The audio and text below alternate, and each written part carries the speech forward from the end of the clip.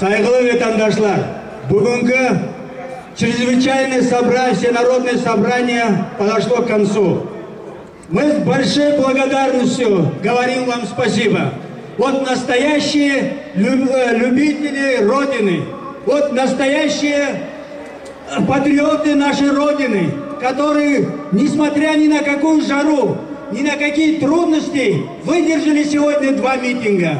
Первый – это день памяти, первая половина памяти о погибших, вторая половина для защиты своих прав. Sağ olunuz. Kısmet etse hazırlık göreceğimiz 18. Oktyabır'ga. Niçin deseniz biz veteranlarla beraber ve devlet altında öyle mesele koyduk. 18. Oktyabır'ga kenara çalışacağımız kanun kabul etsinler diye. Sağ olunuz. Allah kolay getirsin işlerinizde. Скажи, Allah kolay getirsin. Так что не зря. Молодцы.